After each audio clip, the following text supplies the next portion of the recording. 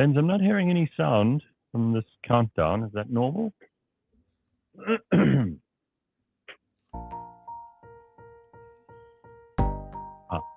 There's the shitty music. Okay. Why do we have a shitty countdown? Why don't we just go? I don't know. I think it's a YouTube thing for streaming. We should just be able to go though.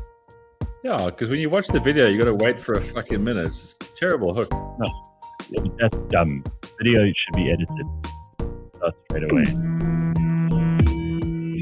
Alrighty. Good morning, everybody. It's that time of year when the sun is not up at all at 6 a.m. It is pitch dark outside still. So we've officially hit that period. There we go. Yeah. It was bound to happen at some point. So now we're live. And we're with you this Friday, the 17th of April. Good morning. Morning, Ben. Oh, no, you can't be yawning. You know, you're like those people who you bump into on a Monday morning at the office. It's you've got a 9 a.m. meeting and they walk in and they go, "Oh, I'm so tired." And you're like, "But it's Monday morning. What did you do all weekend?" Yeah, we weekended. Cliff, stop having a moan, bro. It's 6:02. I'm here. My light is on. My eyes are open. I'm ready to rumble despite it being dark and cold. Like, it's so cold. My cat's not even here. She's like, "No, the fuck." Yeah, it definitely has turned. The other night I was like suddenly from just a very thin sort of covering on the bed, I've had to go to a blanket. And that was not something I was looking forward to. But you know what? We're going to acknowledge these things. They happen, and it's part of the annual changing of the seasons. A lot of people sniffing and coughing. I heard one or two excuses already this week for people who couldn't make it to things because they were feeling a bit sick. So yeah, it's here. Whether you like it or not. People must keep that nonsense to themselves, huh? Yeah, there we go. So I've got to ask, because sometimes I have really busy work weeks where I miss the news and that kind of shit. Is Julius actually going to prison now? Yeah. So what always happens here is he was given a 5-year sentence, which will run concurrently with a 2-year sentence for the second charge, and then there are a bunch of fines as well. They can all run concurrently. So he will serve a maximum then of 5 years. It'll probably end up being like 2.5. Our justice system was designed by people who still believe in rehabilitation and all that stuff. So while Julius's crime is, an inverted commas, a minor crime compared to some of the people who are in South African prisons, 2.5 years is pretty much what it ends up being in real practical terms. And a lot of people who love Julius are saying that's a very harsh sentence for 5 years, for discharging a firearm in public. People who hate Julius are saying, no, it should have been 15 years because they're totally unobjective about this. Of course, he's going to appeal it, which means he won't go straight to jail now. He was released without any bail because he's not a flight risk. Julius, first of all, can't go anywhere because no other country will give him a visa. And he's not going to skip the country. He wants to appeal this. He believes that judge was wrong. In fact, I've got a clip of him yesterday outside the courtroom, which is a lot more interesting. There are two pieces to this clip. There's the part where he's talking to his crowd outside. And, Julius is he's all brassy and loud and big and arrogant and full of himself when he's talking to his people. But he's kind of meek and mild and like way more adult in the courtroom. And this has always been my problem with Julius, because I always tell people he's not an unintelligent person. Right? He knows how to manipulate people, and he absolutely knows how to manipulate a lot of stupid people. And he also knows how to get people very, very angry, very fired up, whether it's his own team or the people he's talking to. So he's brilliant at that stuff, and you can't be brilliant at that stuff and be a complete idiot. So the first part of the clip is him talking to his crowd outside the East London, now Kugompo Magistrates Court, where he's just been sentenced by a judge. It has to be said, this judge's name we've got to just talk about. Did you see what her name was in the news? No. Her name is Toinette. which if you spell it wrong could be disastrous. Twanet, Twanet.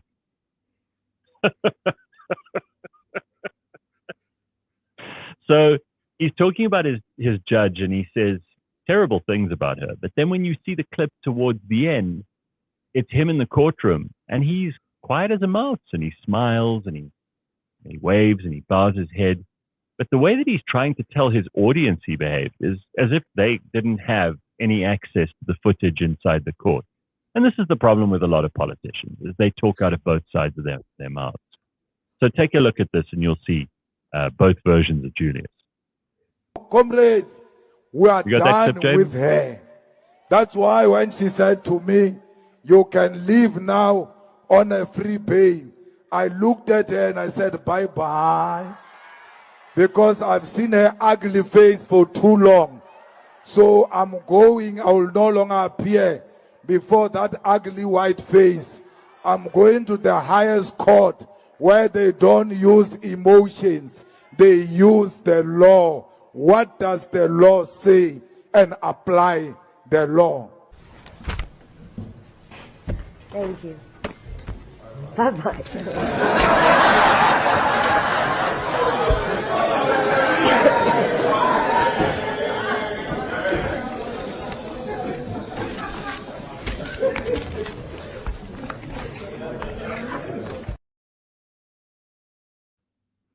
So you see the difference. It's bye-bye when he's talking to his crowd as if he kind of dismissed her out of hand. And then in the actual clip, you see he's a lot more meek and respectful and well-managed. Yeah, listen, it's also crazy to me that there are going to be people who will defend Julius to the hilt, you know, even in our mainstream media in South Africa, because they know he's good for clicks. And they're deep down inside, they're just destructive people who want to see the worst thing for South Africa and all that stuff, right? And then in Julius's own words, that ugly white woman, emotional, like, come on, dude. If anyone's emotional here, and you have every right to be, by the way, it's you. I don't think this clip is very good for him. These are the same people who will complain about how Brent Bozell, who's the American ambassador, doesn't respect our legal system.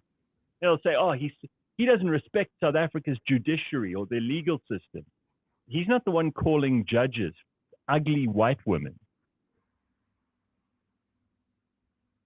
Yeah, it's again, a lot of people just don't care about the objective truth. Huh?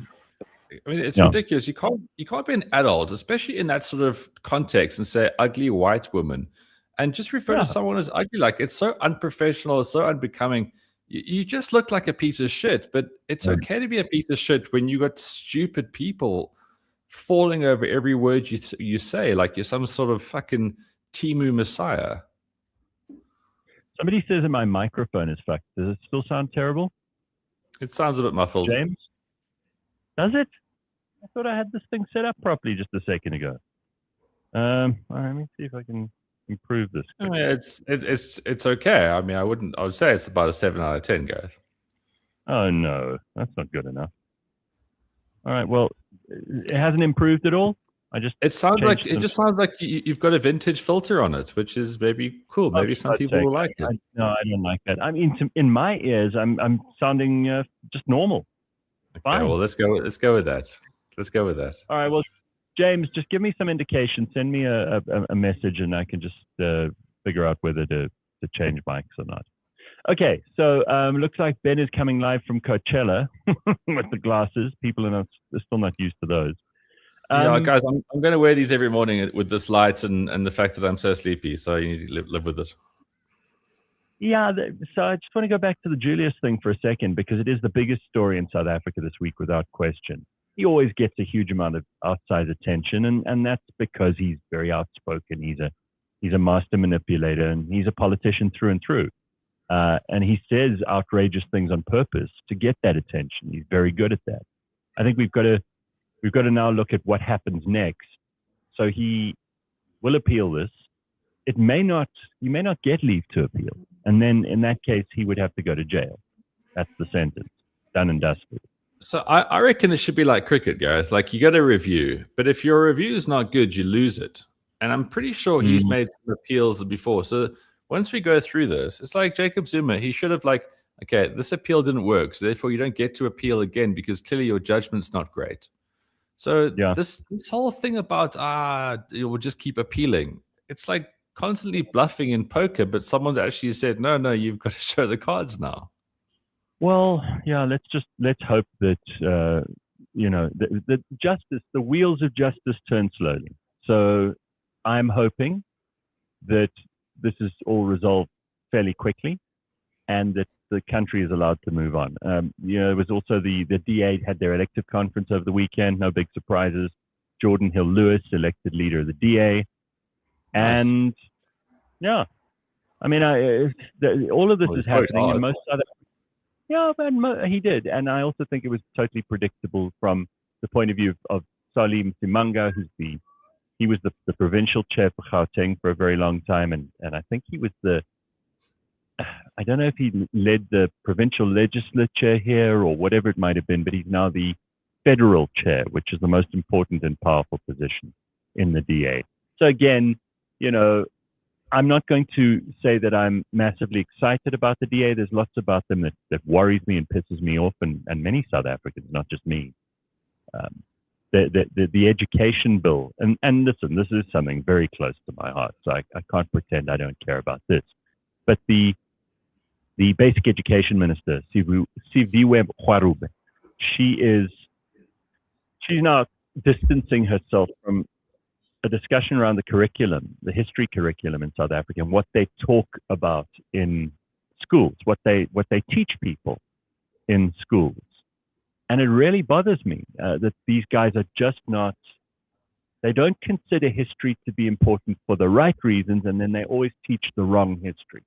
And listen, I know a lot of history is down to the teacher. You've got so many stories in history, both South African and international, the ancient history, the medieval history, the Renaissance, the revolutions, the history of various aspects of life, whether it's business, farming, whether it's social history. There's so many things that you could talk about to make this fun.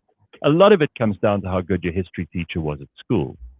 Yeah. But I feel very concerned that everybody tries to politicize history and then they make it crap. The history of politics is the least interesting. And I say this as someone who studied university history and university political science. Oh, it is horrific.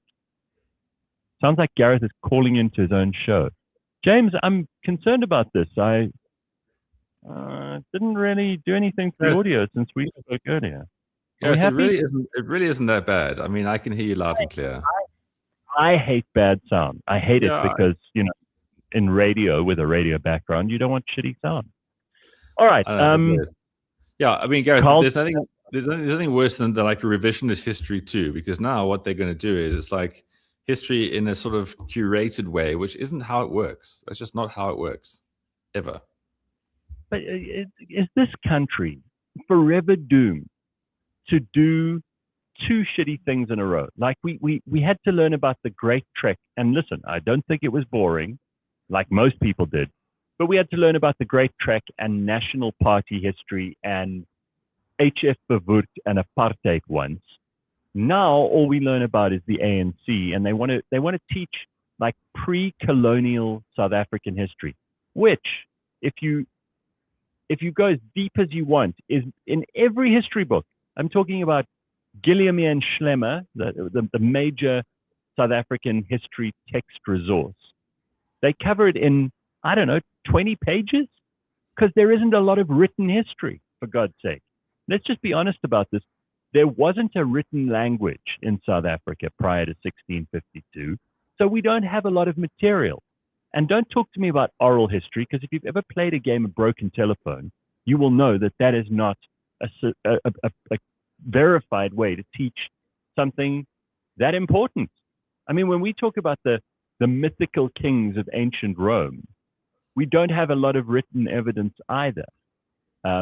We have secondary sources that find some stuff archaeologically, but we don't teach that Tarquinius Superbus was a real person, because we don't know for sure, because oral history is not dependable. It's not reliable. It's not objectively a fact.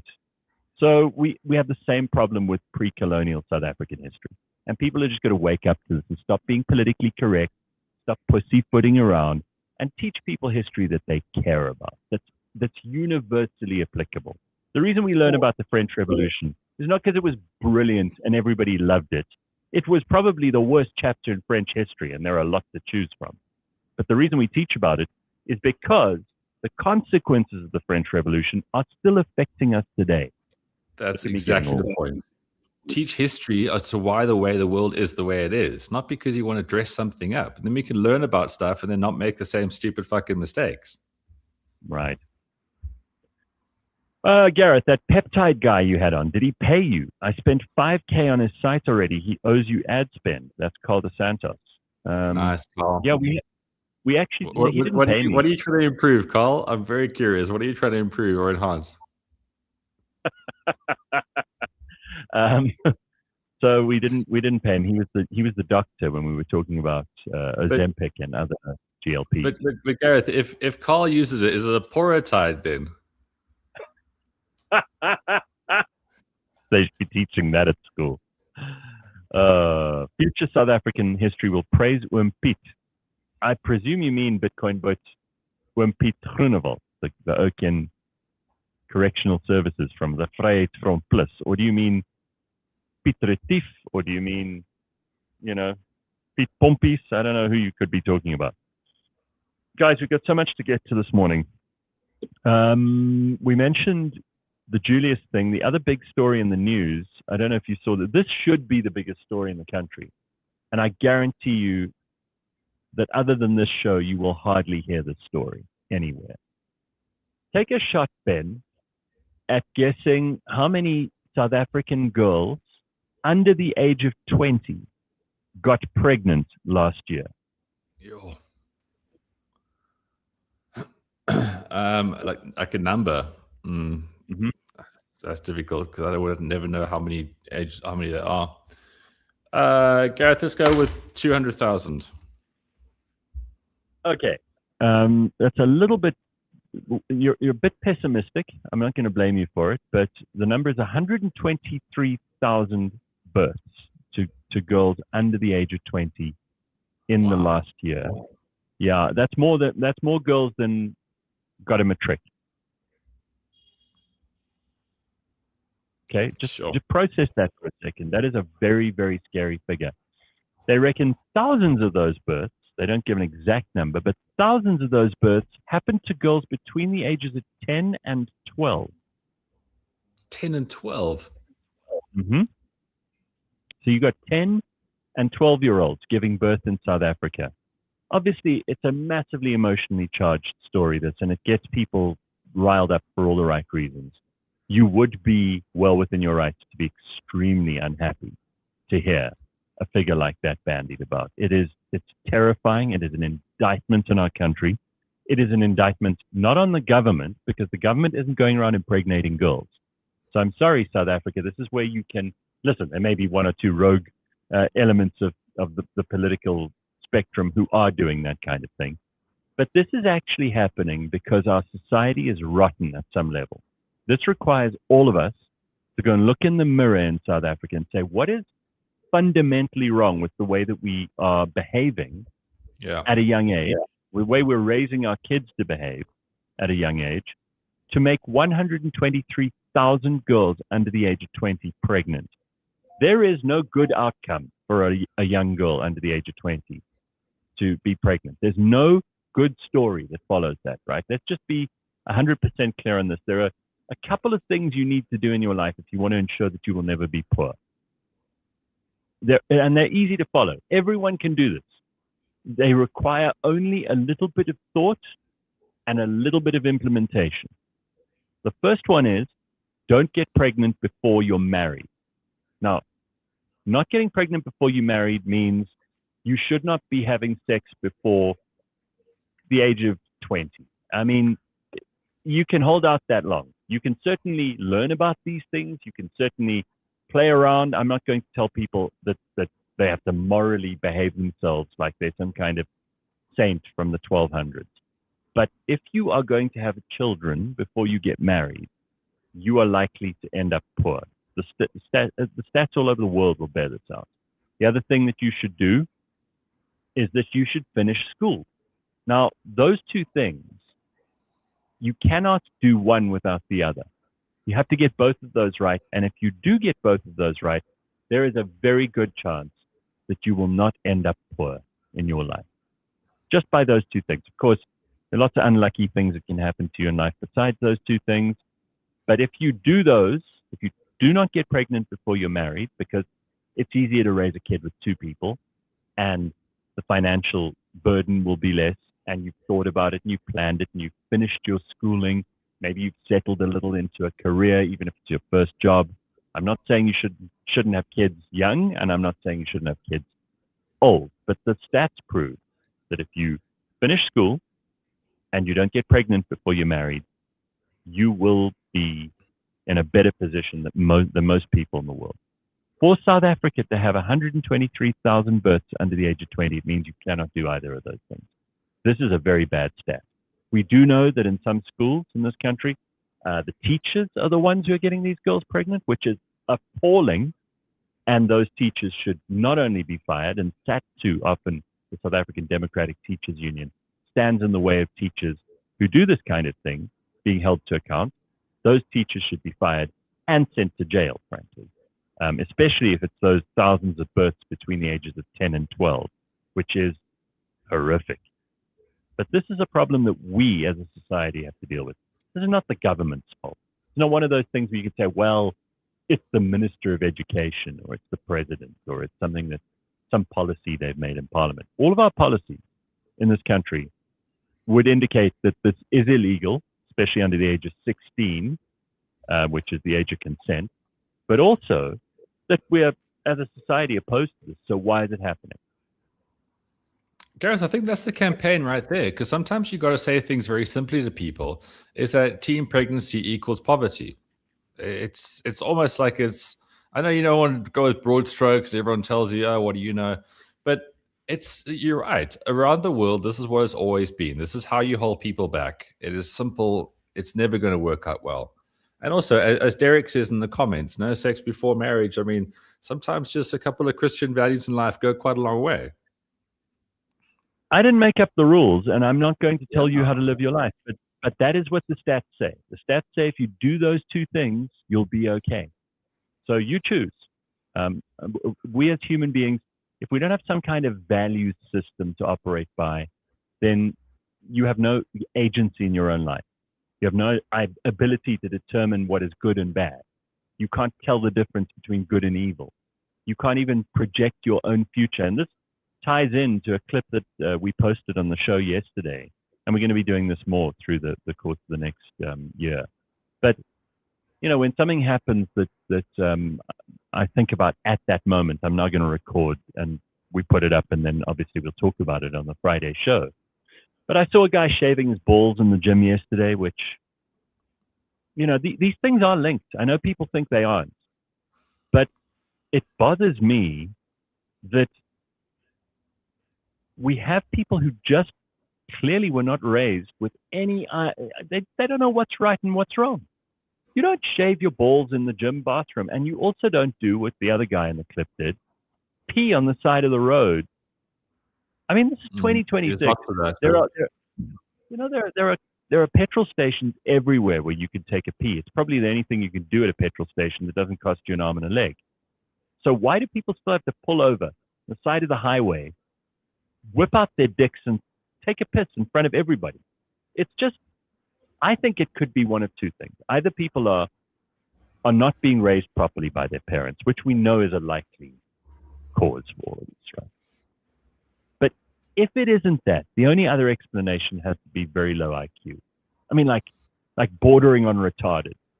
Because if you do stupid things all the time, if we as a society are tolerating hundreds of thousands of girls at school getting pregnant, and they themselves are allowing this to happen. In very many cases, obviously not their fault. Sometimes we know we've got gender-based violence, we've got rape, we've got all of this stuff going on, which is not helpful. But I think a lot of the behavior from the perpetrators may just be very low IQ behavior. It's like, you don't blame a person who's completely mentally crazy for what they do. They can't be held accountable because they're crazy. I think we need to take very seriously the idea of having the entire country undergo some kind of IQ test. And don't tell me that the IQ test has been disqualified, that it's been thrown out, that people don't believe it's an actual measure of intelligence. It is.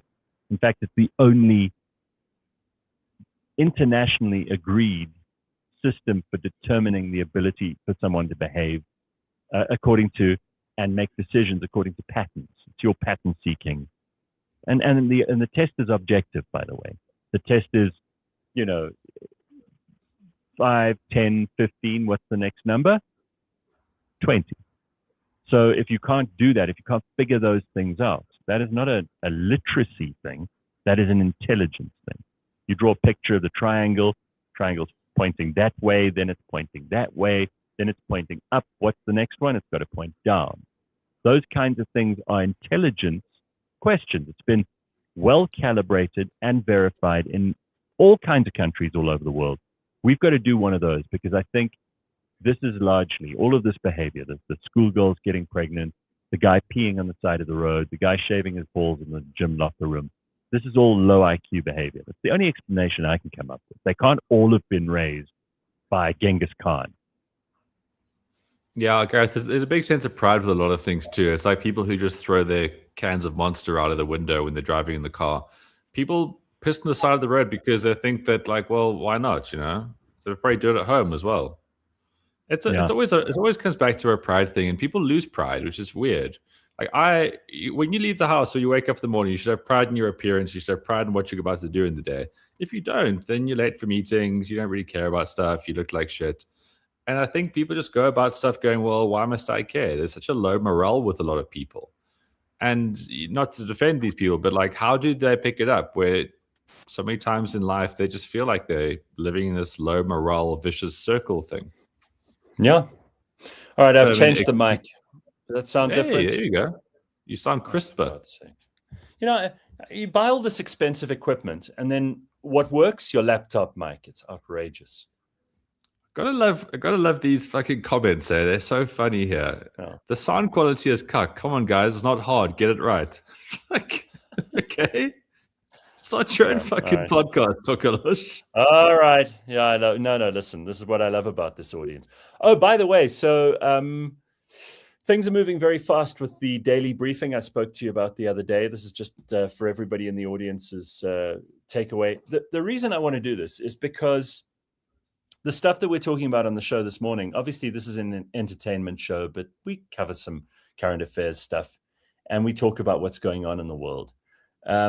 What I'd really like to do is to condense the news of every day, the most important stuff, into a 15-minute audio briefing, which you can listen to at 7 o'clock from Monday to Friday and get everything you need to know for that day. The international, local, a little bit of economic news, some cultural stuff, because that does affect the others, and make it a power-packed 15 minutes, because people don't have time. I mean, a lot of people who even listen to this show and watch what we do on a Friday, they don't have time for 2-3 hours, especially if you've got appointments. But if you're sitting in traffic or you're at the gym, you can listen to 15-minute briefing. You've got all the things you need. And it's not clickbait or brain rot or the kind of slop where AI is generating stuff. And I'm so sick of that stuff. I don't know about you.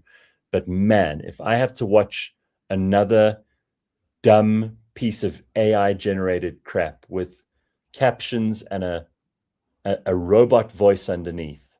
Oh, it's the worst. It's so bad.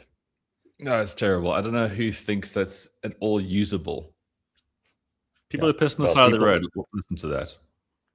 I don't even think so. What bothers me so much about it is that There are no humans involved. So the AI makes the stuff. Then the AI itself engages with itself. Then bots come and argue and like pretending to be human, but there's no human involved in any of this. It drives up the number because it games the algorithm. And then you've got millions of hits on a piece of absolute crap. So we're going to change that. And I'm going to go back to the stuff that I know works. You know, the best thing you can do if you want to launch something is think about a product that you don't have that you would like to be out there in the market. If you find that there's no such thing and you make it, then there are bound to be other people who like it too. Curate and always be the editor of what you want to do for good. Hang on, Ben, I can't hear you now. I've changed this thing and now it's not working properly. Hang on one second. Gareth, get it right. It's not hard. We've just been told. All right, we're on. So I thought that when we set the show up this morning, we had everything working properly, but evidently not.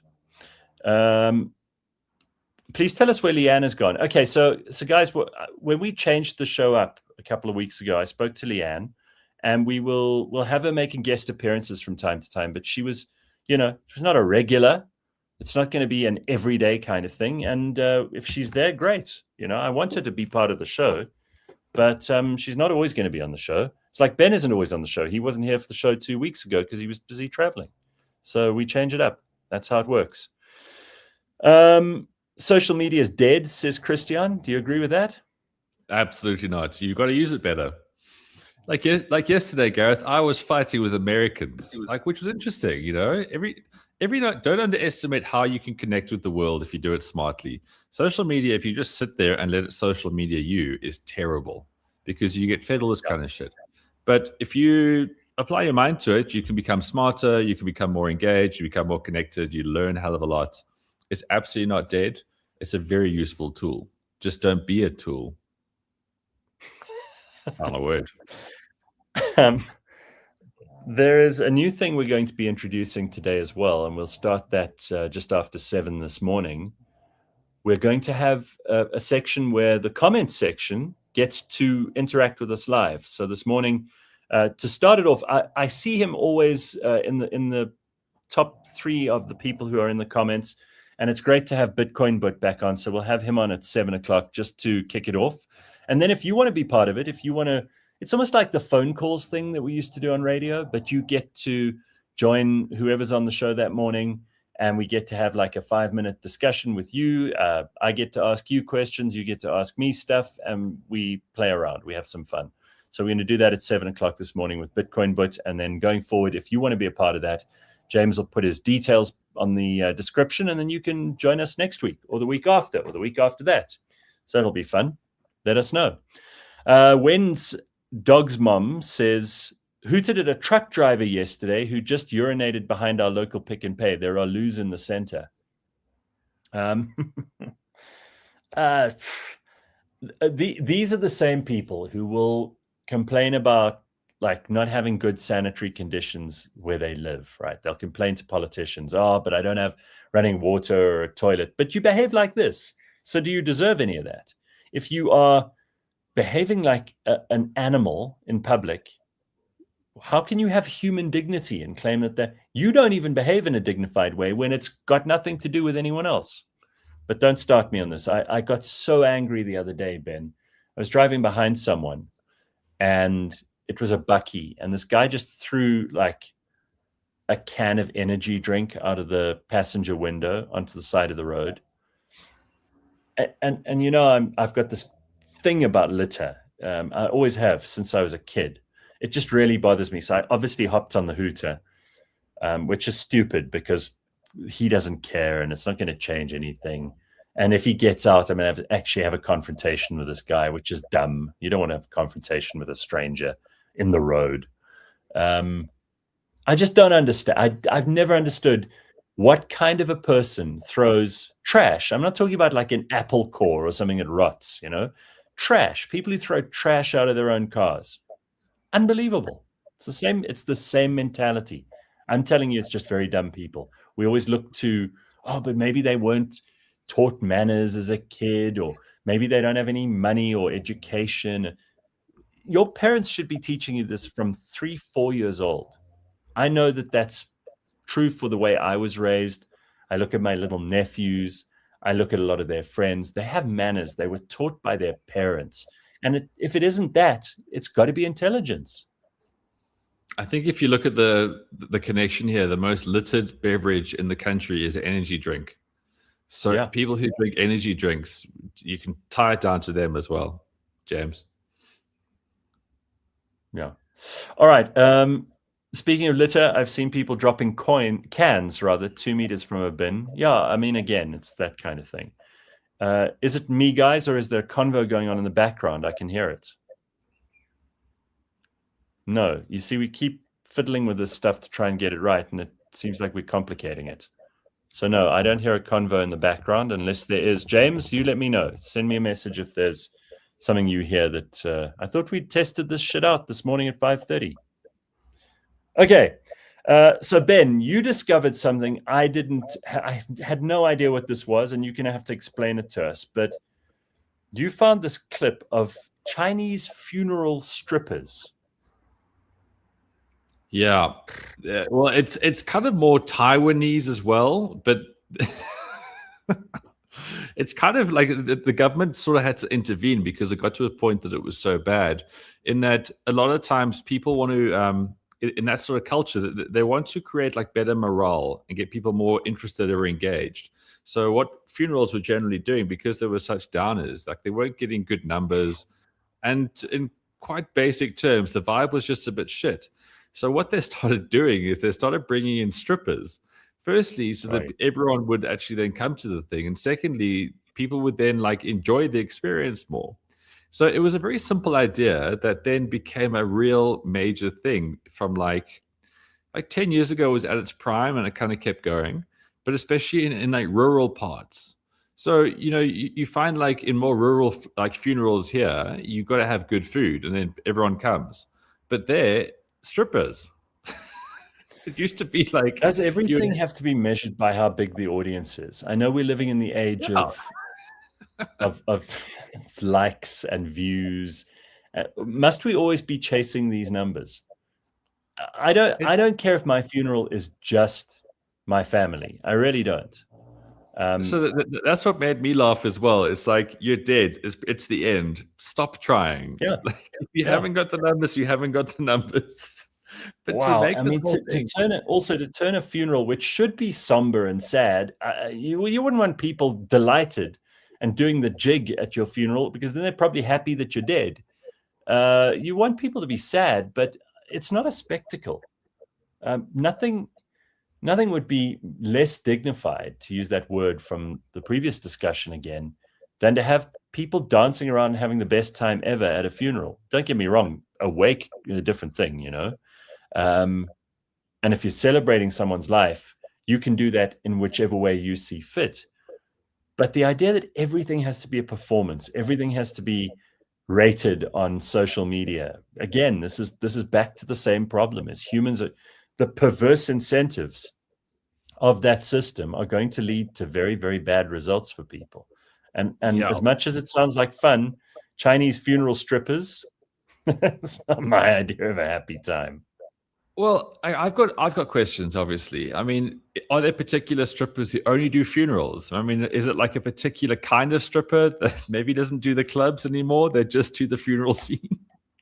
Yeah, no red bras or bikini bottoms. They got to be black. There's a dress code. You've got to be decent about this. But I mean, it's pretty funny if, like, say you get a really good stripper who just knows what to do. They know how to work a funeral crowd. And then basically she's at all of them. And then she gets to know all these people around death. Like, stripping is kind of weird to start with when you think about it. But then to add that dynamic to it, the Asians do fucking weird stuff. They really do.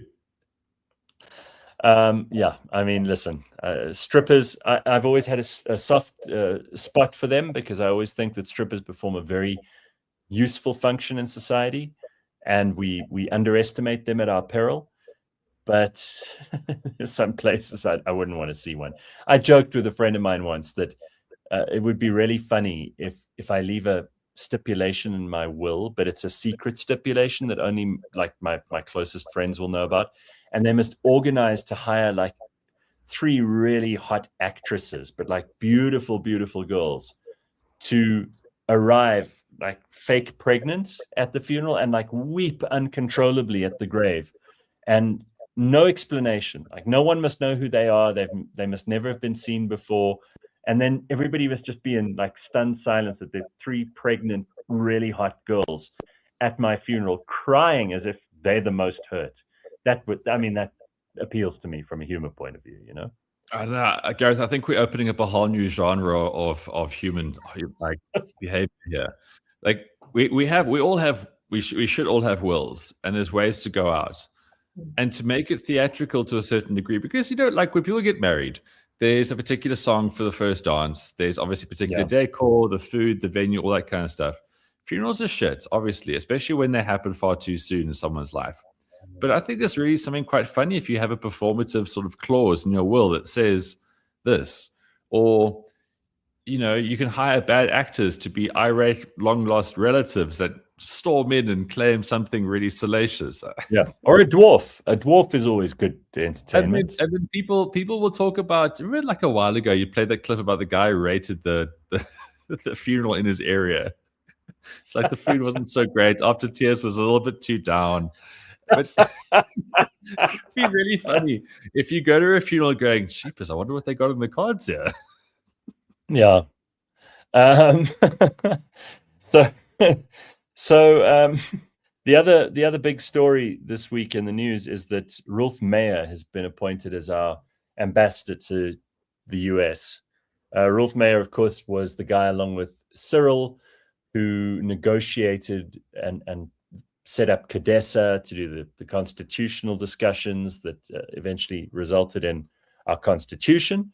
He was an old National Party Minister of Justice. A lot of people very unhappy about this because they think of Rolf Meyer as not necessarily being the best example of that part of our history. Some people saying he was a traitor. A lot of other people saying, no, he's great. And then, of course, you got your lunatics who are saying, oh, why is it a white guy?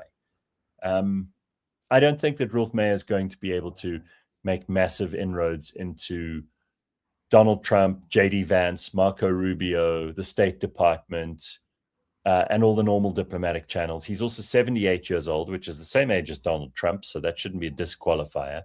But I don't know that Rolf is going to blow the existing relationship into something better.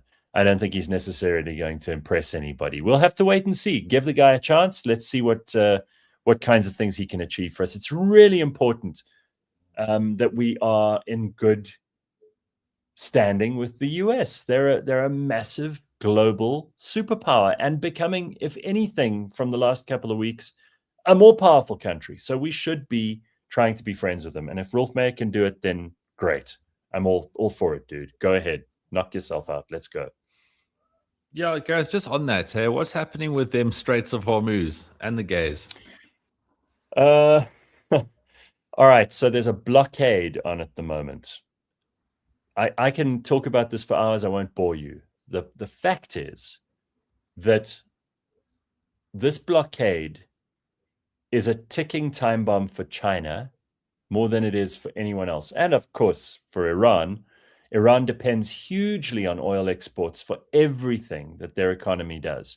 That's where they make most of their money. So Iran is constantly pumping oil out of the ground. They are running out of places to store it.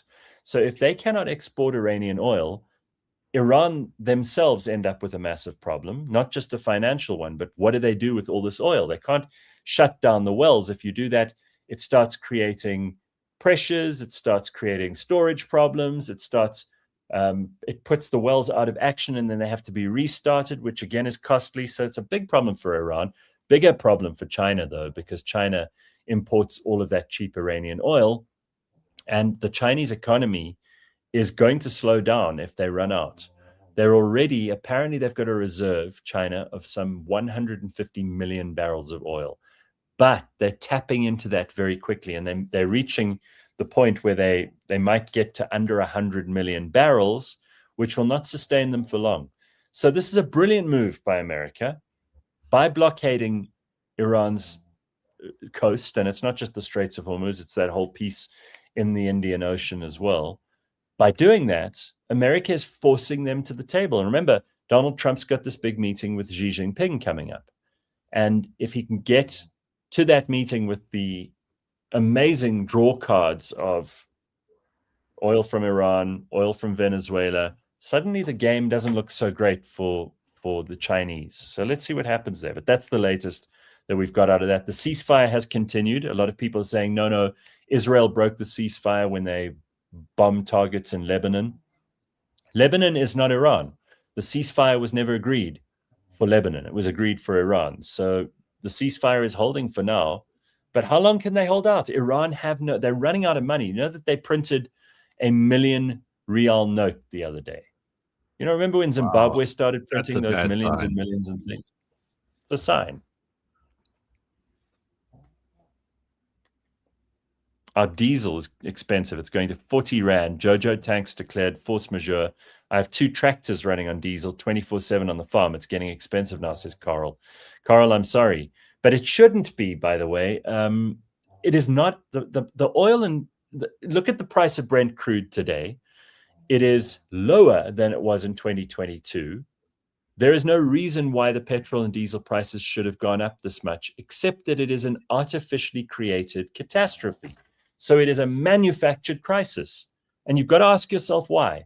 I think a part of it is to drive anti-US sentiment in international markets. A big part of it is government stealth taxes, because when they put up the petrol price, the fuel levy, which they've given us a 3 Rand per litre break on for this month, that ends at the end of April. Who gets that fuel levy? The government does. So you've got to ask yourself, is this even related to what's going on in the Straits of Hormuz? I don't think you could say it is. We keep hearing this from the media all the time and from governments all over the world and economists. But is it true? If the oil price is X, and X happens to be the same as it was in 2022, then why are we paying more for petrol now? And it's a lot lower than they predicted it would be by the end of April. So people have got some questions to answer. I'd like to know too. It's obvious bullshit. Remember in COVID when the oil price was basically zero, petrol stayed the same. So you explain that one away, guys. I know you don't watch the Madlanga Commission, but a lot of people do. It's like our national soap opera. I've got a great clip here this is number 12, James. This is something that happened during the Madlanga Commission hearings, which this is embarrassing too, but not as embarrassing as shaving your balls in the gym or being pregnant at 12 at school. Take a look.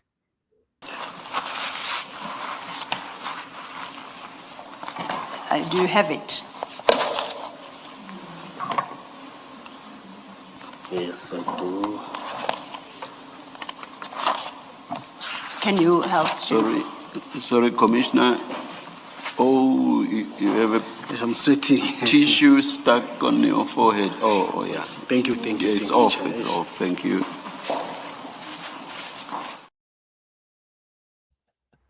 Very embarrassing, right? But also, you're sweating badly and nervously when you go to your face like that. There was no dabbing movement. That was like a clandestine forced rubbing of the entire face area. So bad. Unbelievable. All right. The other thing that you wanted to talk about, and I'm so glad you brought this up, because this looksmaxxing thing has confused the hell out of me. Explain to me what you understand from looksmaxxing, Ben. What does that mean to you? Well, I mean, you brought this up a while ago. It's like these guys are doing all these really strange things to their face to look a certain way. Like they're hitting themselves. They're literally almost like chiseling their faces through hard forced trauma to have a sort of a symmetrical square kind of look to them. And they're trying to look like these Giga Chad kind of people. And it's obviously, like most things, these incels are taking it far too far. There's a guy called Clavicular. He's like the leader of the looksmaxxing operation. He's the guy who started it all. That's He's the guy one who you hits brought up himself. a few weeks ago. Yeah, he's the one who hits himself in the jaw with a hammer and all that stuff. Clearly, not the most intelligent guy either. He says, though, the reason he's doing it is because looks are everything. He says, if you're good looking, everything in the world gets better. I don't disagree with that. But imagine taking a hammer to your own face in order to break your jaw so that it would heal again and make you look like you had a stronger jaw. This is the psychological problem. This is a mental health problem. And I don't think any amount of good looks will make someone want to stay with a crazy person. Also, it's huge narcissism. This is definitely coming. It's coming for a generation that is obsessed with being filmed, being on camera, making themselves a brand, having people watch them doing dumb shit.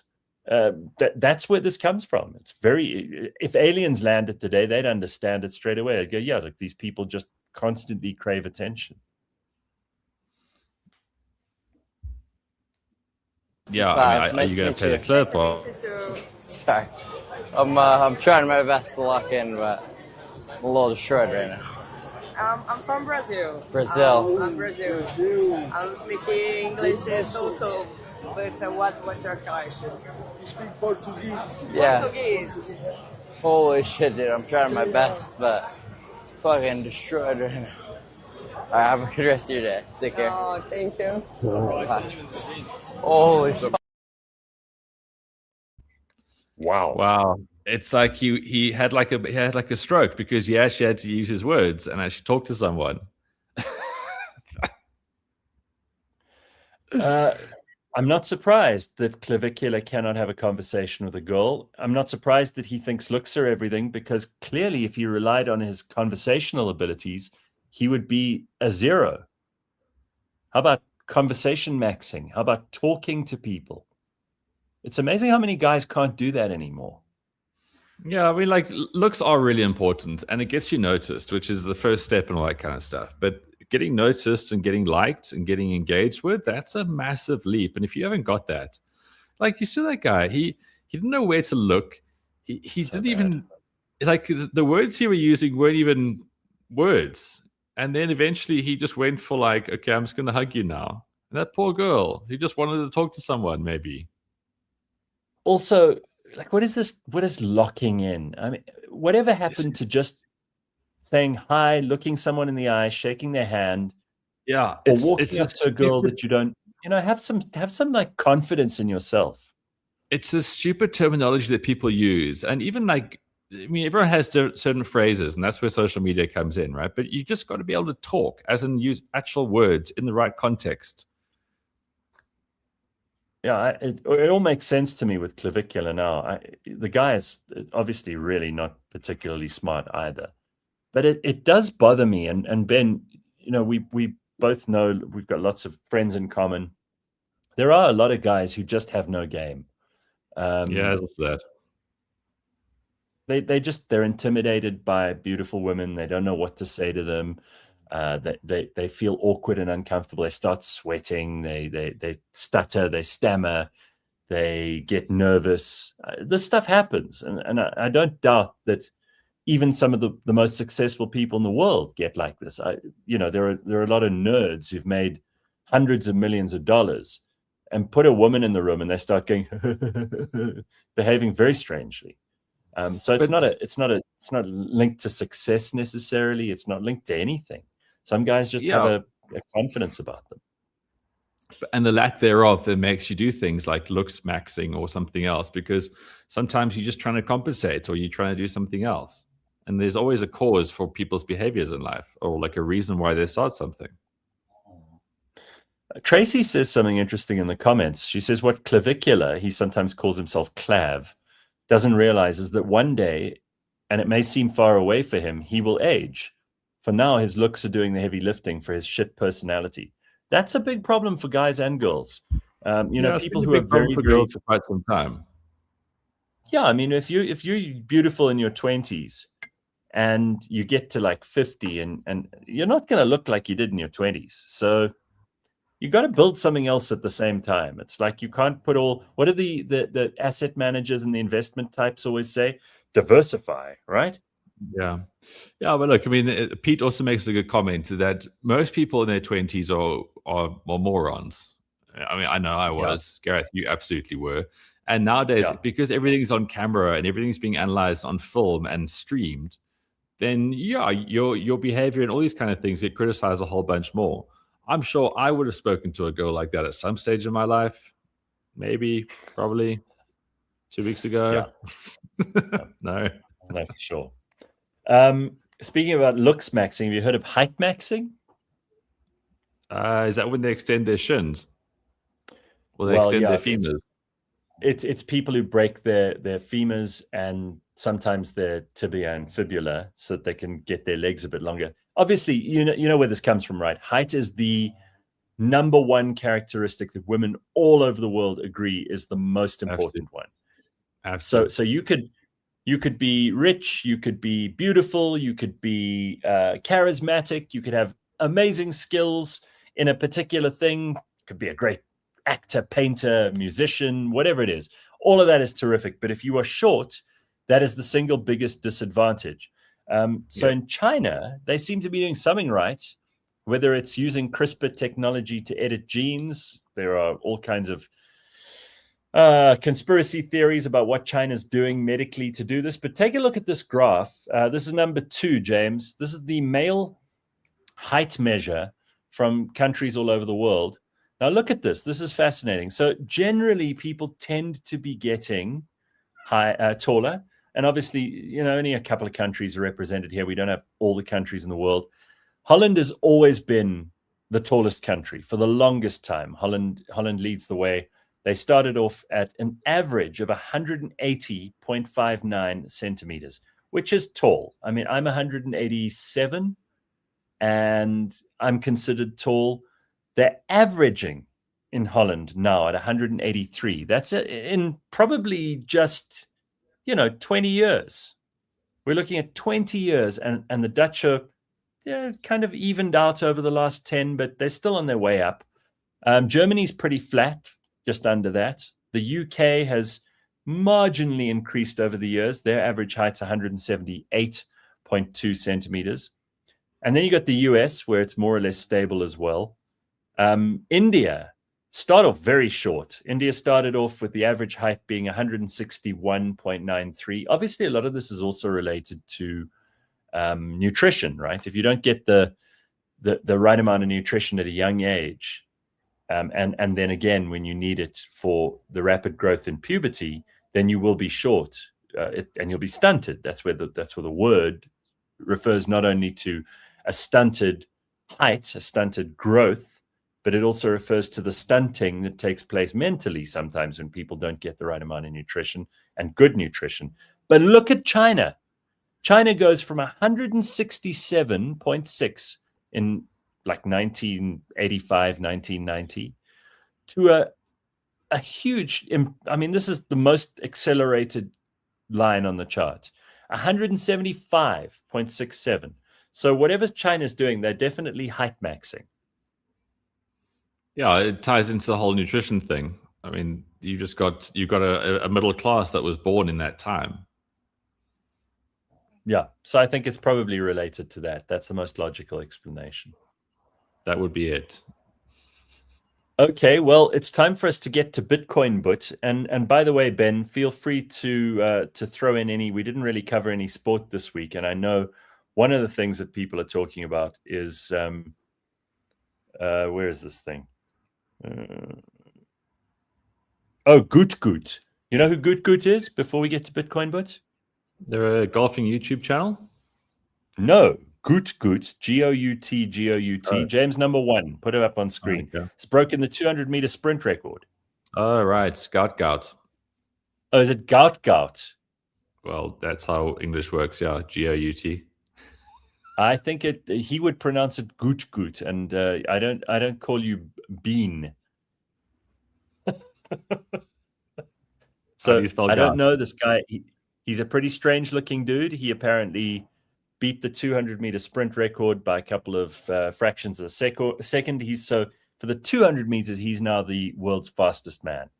That's incredible. To beat anything that Usain Bolt did is just absolutely incredible. It's just an unfortunate name because you know what gout is? Gout is like what old people get when they drink too much and their feet hurt. Yeah, I think it's a funny sprinter name. It's like a gymnast called Fat. All righty. Thank you, Ben. We will catch up with you next week. Have an excellent weekend. Anything exciting happening? Always, Gareth, always.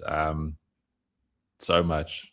My mind's got a bit blank, but essentially Arsenal are playing Man City on Sunday at 5:30, and that is the Premier League's getting decided on that.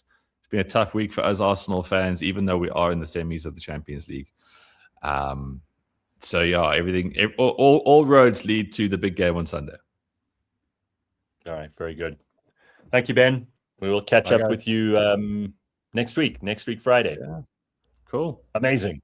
All right, there's Ben Karpinski, and that is the first hour of the show this morning. Done and dusted. I hope we've managed to sort out the sound issues because that was really bothering me earlier.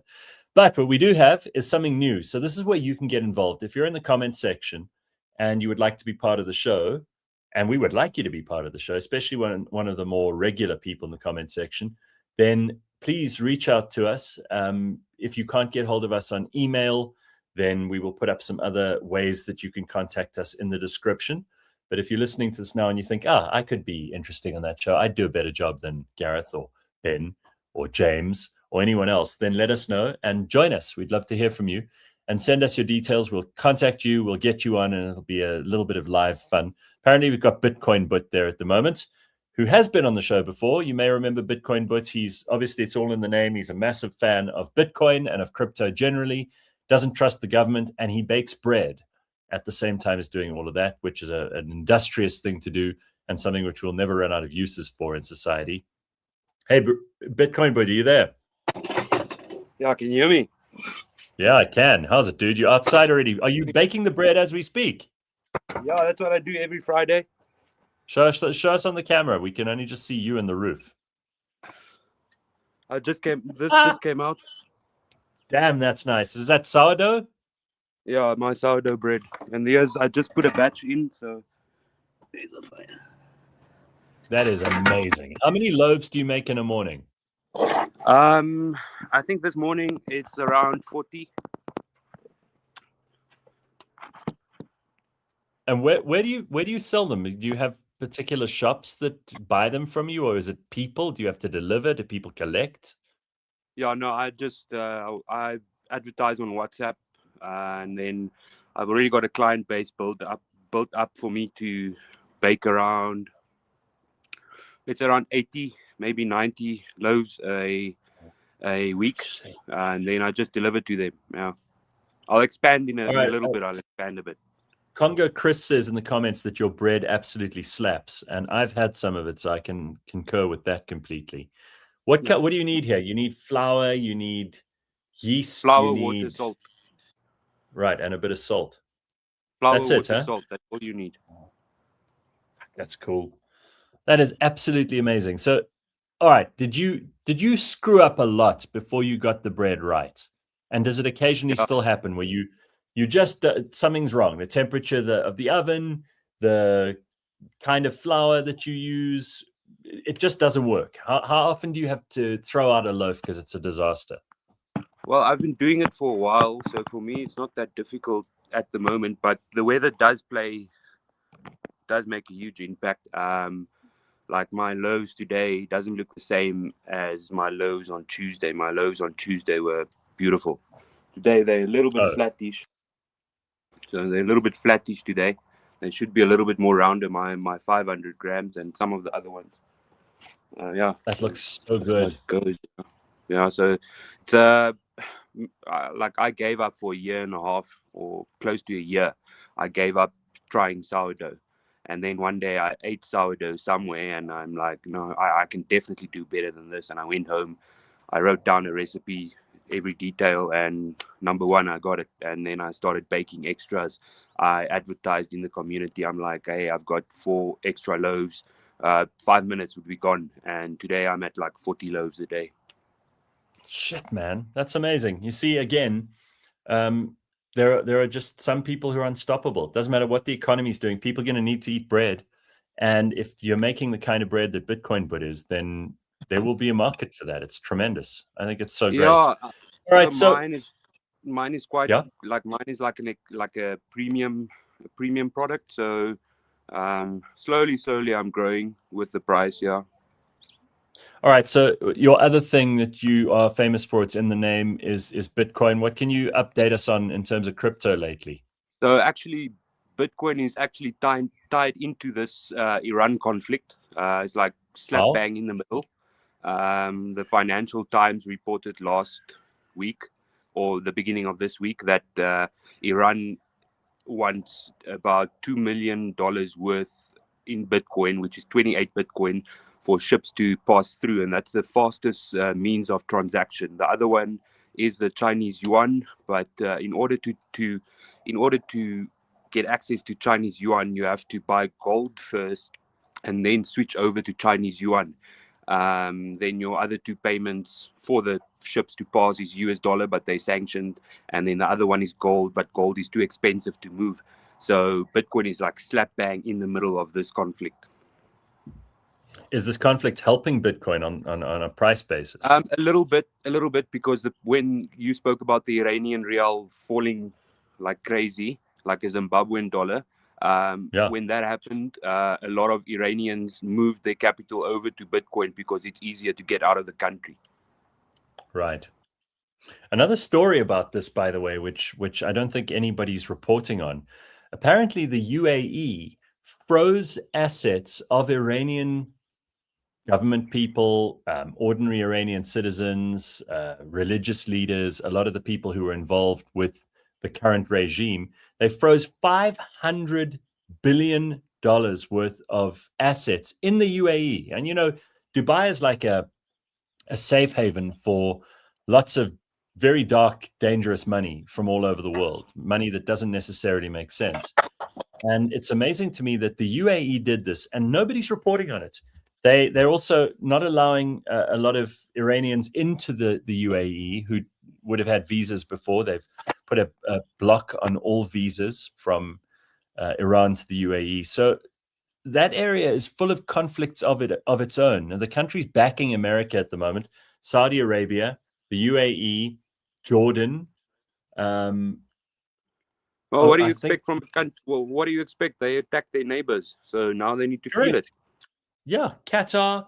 It's not as if it's America versus the Middle East. It's America, Saudi, Qatar, all of those guys versus Iran. And the only people backing Iran at this point are Oman, which is they're keeping their options open. Yemen, who of course we know the Houthis in Yemen are backed by Iran, and then the Russians and the Chinese who are quietly helping from the sides. So that's what's going on there. My question to you would be, and I've been thinking about this for a while now, is like how this is affecting the ANC massively. Like massively. They brought down their tax levy. Now the people are going to think, hey, why are you making petrol more? You can just bring down the tax levy. So Trump is kind of squeezing the ANC through Iran. I love it. Well, the ANC are also funded by Iran separately. So you could take the fuel levy out of it. But we know for a fact that with that whole ICJ case that was launched against Israel, that a lot of that had to do with underhand dealings and South African ANC officials going to Tehran and then flying back here with either guarantees or actual cash. And that's dried up now because those people are not alive. They've been unalived by Trump. So yeah, there's a lot of pressure on those guys at the moment. And I wonder how a guy like Rolf Meyer is going to find dealing with the Trump administration, who they don't pussyfoot around. They say, this is what we want. This is how we do it. And a guy like that is kind of an old school diplomat. He's one of those old school performative politicians who still believes in like talking around the thing, never addressing it directly. Let's be diplomatic, old conciliatory negotiation. I don't think that's going to have a lot of truck with the guys in Washington. No. no, I'm very interested to see. So, like, I want to see how this affects. It might sound bad, but I want to see how this affects the like 2% Muslim majority in South Africa, or minority, if you want to say that. Yeah. I want to Who see are how it affects. who, by the way, are overrepresented in the news, the media, their overall effects on the economy. I mean, they punch well above their weight, the Muslim community in South Africa. Well, and I'm not saying let's that that's good or bad, but it just is. Let's see what Gordon does. Who? Gordon Hill-Lewis. Because there's a big Muslim population in... Well, in Cape Town, in the Western Cape. Let's see. All right, listen, dude. Very cool to check in with you while you're doing your thing. I'm not going to keep you for longer because I can see you're actually busy. Thanks, awesome man. to have you on the show. Thanks, bro. There's Bitcoin Boet, Bye-bye. everybody. And you can be on the show next week. You can see on the screen right now, James has just put up a little ticker. And if you send us an email at that email address, then we will get you on the show next week. Could be you. And if you got anything that you want to talk to us about, bring it on. That's when we can talk to you. And get to Tall Ass Mo just now, which I'm so excited about. I love this guy. And we haven't checked in with him for some time. The last time he was on, I think I carried on laughing for about 3 hours after the show. So delighted to have Tall Ass Mo joining us later. We've also got to check in with Tour Vest today because it is time for us to do a little travel. And there's never an excuse that will work, which will put me off of a travel discussion. There's always so much cool stuff to discuss. They will talk a little bit about Africa today, which is really, for many people, such a great option. It is more cost effective. There's so many reasons that you should be putting this amazing continent on your travel to-do list, your bucket list. So we'll get to that. I do want to quickly talk about something I really care about, and that I hope you do too. Just in the last couple of weeks, they've been celebrating in Barcelona. And I think this is something really worthy of celebration, not just by the Spanish, but by people all over the world. There's a famous church in Barcelona called the Sagrada Familia, which was begun in 1882. So that's 144 years ago. The Sagrada Familia, James, picture number 9, has been a construction site pretty much since 1882 for 144 years. There you can see it there. That central spire still wasn't put up. It's a beautiful, beautiful, unbelievably magnificent. Look, it's not my style of architecture. It's probably not a lot of people's style of architecture, but it is magnificent. And they finally finished it in the last couple of weeks. They put the last little finial, the last cross on the top in the middle of the cathedral. And I got to say that this stuff really makes me happy.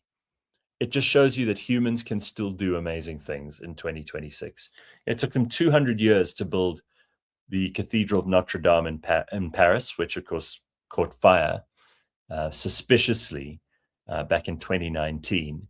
But we got it fixed up. A lot of very charitable donations and people all over the world pitched in, and cost an absolute fortune to fix Notre Dame. But they fixed that eventually. I think one of the biggest donors was Elon Musk. He put millions into it. And well done to the French government for restoring Notre Dame, which obviously had been built 1200 and something. It was built, took 200 years to build, and clearly the roof needed some help. A lot of the timbers in the roof were old. I mean, medieval. These were oak trees that were cut down in a time when Philippe Augustus was the ruling monarch of France, and King Henry II was in control of England. You know, Richard the Lionheart was off to the Crusades at that time. So it was a very sad thing when you saw the place on fire and that spire in the middle fall down. But the French fixed it. It took them 5 years, maybe even 6, to fully restore Notre Dame. But this is something else. Gaudi, the famous architect who began drawing the designs for Sagrada Familia, he died, I think, in the 1930s or something. And the project's just been ongoing. So I love it. I love the fact that we're still able to do cool stuff like this. And then, James, number 5, this is a scary thing for anyone in Cape Town. I want you to keep your eyes open, Because guess who's in Cape Town? Hunter Biden. Yep. Joe Biden's loser, cokehead, whore-addicted son is apparently living the good life in Cape Town while claiming to be $17 million in debt. So if anybody in Cape Town has seen him, please let us know.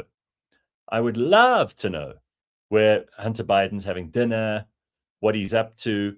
I'm sure there are a lot of American news media who would be interested too, finding out what kind of amazing life he's living in Cape Town in South Africa when he's pretending to be completely broke. Remember, he's also the guy who sold a bunch of his paintings. Talk about like the lack of talent. Hunter Biden does these really ordinary paintings and sold them for millions because the people who bought them wanted access to his father.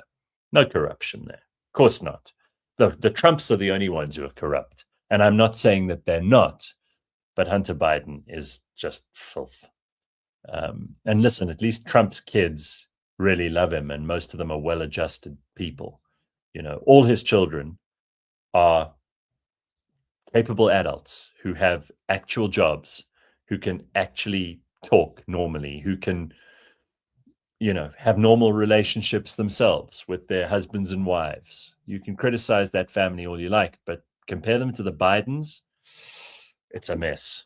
Apparently, Hunter would definitely have strippers at his funeral, according to Metallic Power. Remember when Hunter was like sniffing what he thought was cocaine, but it was Parmesan cheese in the carpet of some motel? Yeah, that's the kind of guy we're dealing with. And then old news, he's here for the cocaine, says Congo Chris. Hey, quite possible. Sad that Gaudi never got to see his creation complete with regard to the Sagrada Familia. By the way, what happened to Leanne?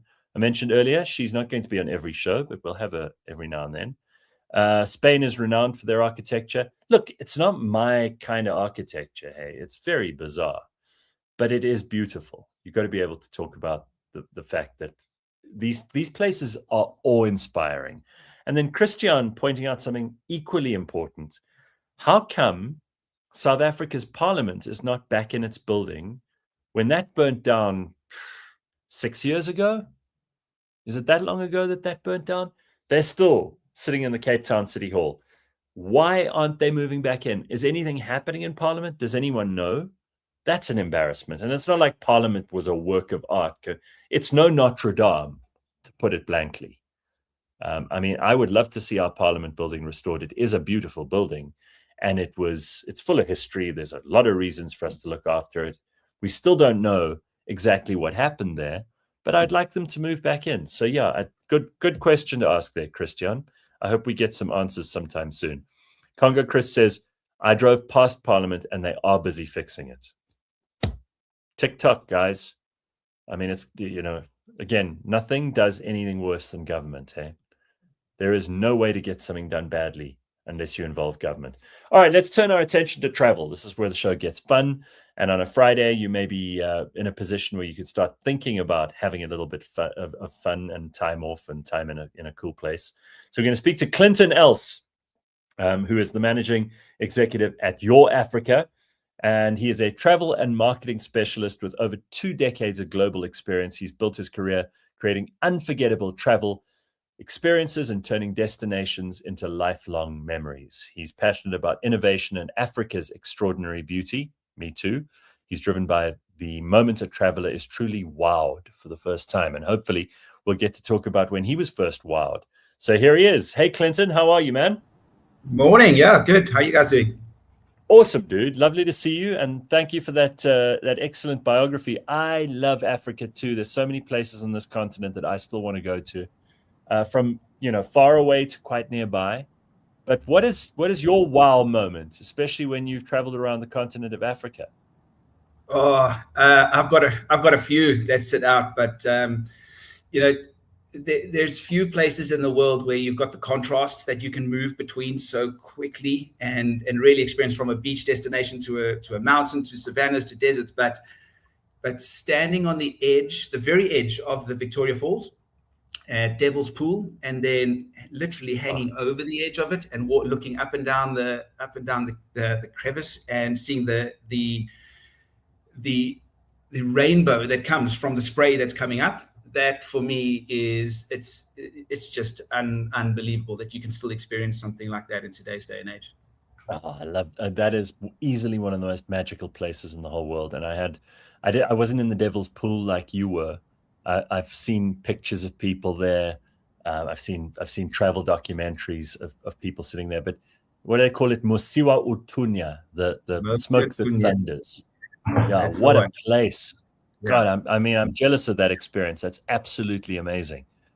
Tell me about the other places in Africa that you're interested in, and where do we begin exploring a continent that is so vast and has such variety? We've got such diverse climates, such diverse cultures, so many languages. Yeah. Good question. I think a lot of that also sits at the heart of who you're booking with and the type of person that you are to travel, right? Mm-hmm. Because there's different ways of traveling, and understanding what a person really is looking for in that travel experience can actually design and showcase where they should be going and what they should be doing. We are in the fortunate position of living in a region on this continent, this amazing continent, where we have Southern Africa and we have the contrasts of the Cape, down the coastlines into the Big Five safari experiences, to the Victoria Falls, the Okavango Delta, Namibia, desert experiences that come through for the Makharikari salt pans that come in. You've got this; those are all vastly dramatic yet contrasting experiences.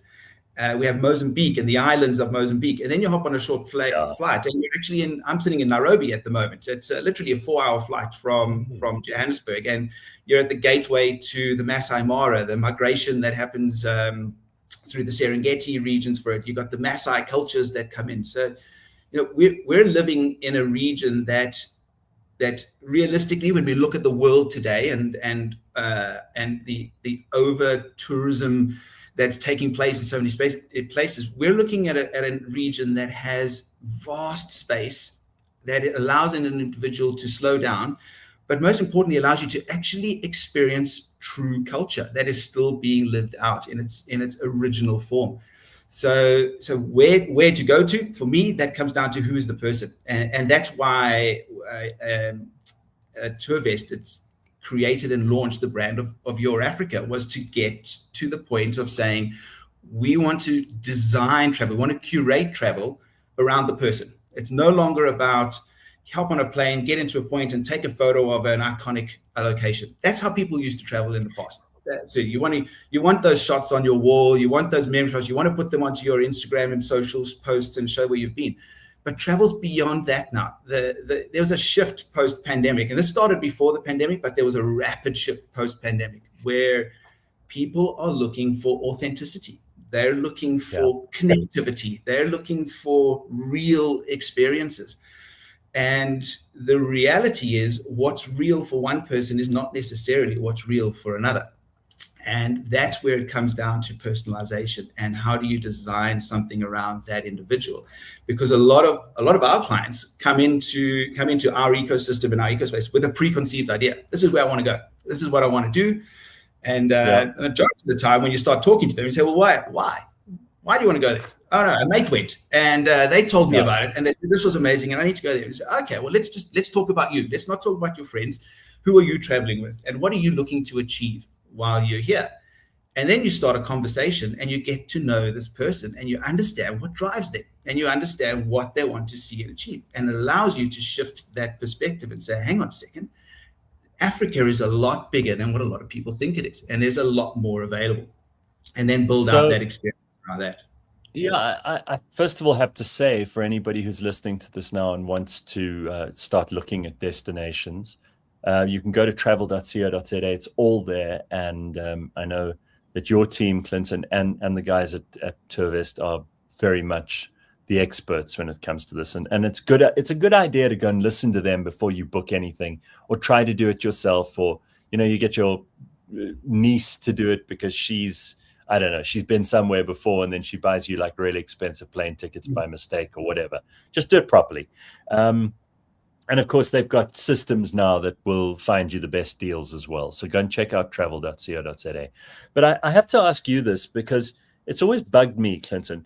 We've got this amazing continent on our doorstep. Why do you think it is that people are shelling out at the exchange rate that we've got with the pound or the dollar or the euro to go to places? Listen, don't get me wrong. I love Europe. I love America. I've been to South America too. But we've got all this stuff, this richness here on this continent of ours. And people are like, well, that's kind of, we'll put that on third, fourth, fifth place. It's not a priority. And I think, most people in the world would give their eye teeth to go and see the Ngorongoro crater or the Victoria Falls, the Namib Desert, the Okavango. I mean, these are spectacular places. I saw a video, incidentally, the other day on social media. It came up. There's this travel guy that I follow, and it's a place in Mozambique called Santa Maria. It's this beautiful, like, lagoon with these crystal clear waters. It looks like it's a James Bond set.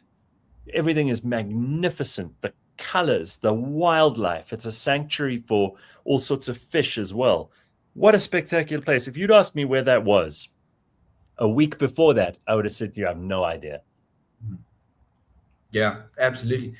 And to come back to your point around why, it's a tough one. I can't tell you because I love Africa. We'll take every opportunity to get on a plane or in a vehicle and just drive and see as much as you can see of this continent, because it truly is special and it is diverse and there's so many contrasts, right?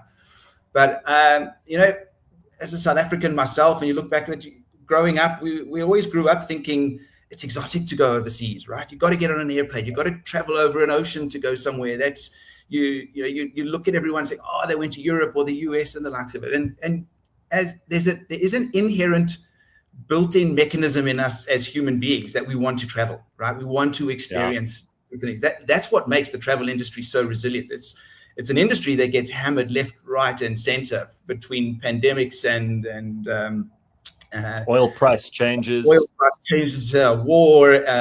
conflict, all sorts of everything that happens around the planet is almost designed to say, well, what are you doing trying to move around? But there's this inherent need in a human being that needs to travel and get out and experience it.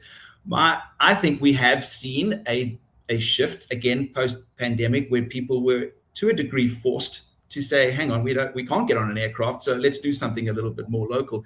And when you speak to a lot of people these days, certainly that I speak to, they certainly are expanding their horizons in travel around our region and sticking a little bit close to home. You've also got to be cautious in the local markets of when you're looking at is the price bracket, right? Because you can talk about the Okavango and you can talk about Kenya and the likes, but they are dollar-based a lot of the time in a lot of those properties. And a lot of the properties are focused on an international traveler that has a rate of exchange benefits that comes through to them. But there are options that are outstanding and amazing and that are suited to someone who may not have that level of income or may not have the benefit of the rate of exchange that's coming in their favor. And it's about finding those gems, and it's about finding those unique experiences and really getting out there and then telling everyone else about it, because that really is what creates that ripple effect that gets into the market where people start talking about their own country. Just ask you, because I do want to pay attention for a second to the business aspect of this. Your Africa is now a separate division, right? And you guys have actually got your own site as well, which I looked at, and wow, I mean, just the visuals on there are breathtaking. Achi showed me the other day, and I almost fell off my chair. I was so blown away. I was like, God, I need to go there. So how's this new division in business terms, rethinking the way that global consumers, not just South Africans, but people from all over the world, can experience Africa? Good question. I think from our perspective, as I alluded to at the beginning of the conversation, was that travel these days is really important to understand the individual and to get to the core heart of what they want to travel about. And at the heart of your Africa, we're looking at the fact that journeys are not booked, but they're designed, they're curated around that person. And that's the level of personalization that we want to get to. So from your Africa's perspective, we're looking at a couple of core pillars. Number one being hyper-personalization. And number two being hyper convenience that comes in.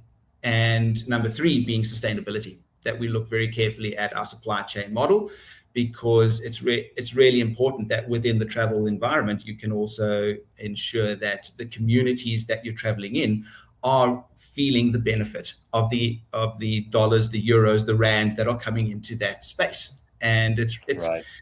The reality is travel won't exist in the future if we're not engaging with our communities and the people on the ground to make sure that there's some form of longevity that happens there. Or it won't exist, so rephrase, it won't exist in a real authentic manner. It will shift over time into a constructed manner that comes through from there. So we're really focused on ensuring that we use AI and a highly digitized back end of our systems in order to streamline. So we're looking at AI as an enabler. We're not looking at as AI as a replacement. And that's one of the core differentiators for us, is that it means that any guest who's traveling with Your Africa still knows that there is a human being that they are talking, a dedicated, we call our consultants travel architects, because we see them as curators, as designers in that space. And they have a dedicated travel architect that is assigned to them. They know they're dealing with a human. They know their name. They know where they're based. They know that they can trust them in terms of real life decisions and changes and adjustments and suggestions, rather than an auto-generated itinerary. Some auto-response bot. Yeah, because that's working on an algorithm in the background that's saying what a lot of other people are doing, and it's trying to construct a suggestion for you. Whereas you put a human being on the other side and you can have a conversation, and now you can start to really get to know each other for it. So we can't be naive enough to say we can't use technology. We have to. Technology has to drive the system, and it has to streamline. But for us, technology gives us the tools we need to get to that hyper personalized level that comes in. And then the last point I wanted to make was in terms of what really differentiates us at Your Africa and within TourVest is our footprint on the ground. We have a massive footprint in Africa. We own our offices, and we're operating in South Africa, Namibia, Botswana, Zimbabwe, Madagascar. I'm in Nairobi at the moment. We've got an office here. We've got an office in Mombasa, Zanzibar, in Uganda. So again, when you're dealing with Your Africa, you're dealing with an ecosystem and people who live in the areas that we operate in. They're on the ground. They are there. And that allows us to make sure that we can hold your hand from beginning to end, right? From cradle to grave, essentially, in terms of your experience. And knowing that you have that trust factor that comes in to say, if something does happen and I need to get hold of someone, they're on the ground and I know exactly where to go to. Yeah, I love that. I think that's amazing. I just want to go to a couple of comments here, and please, if you have anything to say on these, just jump in, Clinton. But Just Plain Jared says that we spoke to Maria the other day, actually is her name, with the story about the gorillas in Rwanda. She sold me on that trip. So he obviously booked that trip, or is going to, based on that discussion, which is amazing. And then Slippery Pickle says, Okavango is all right if you stay at a backpackers, but I don't have $2,000 a night to stay at Moremi Crossing. So obviously there are different levels of value and expenditure that get you different things. But are there real bargains that you want to tell us about that people can go and have a look at? Because maybe for someone who's on a tight budget, they still want to go on nice holidays, and maybe they're thinking, hell, I'll take Africa. Where are the good value propositions on this continent? Yeah, great, good question, and they are. They really are. You've got to be a little patient. You've got to do some research, and you've got to work with companies like ourselves as well that are out there, and look at the system that comes through. There's a lot of people will look and say, well, I want to travel in peak season, right? That's the best time to go. It's the best weather. It's busy.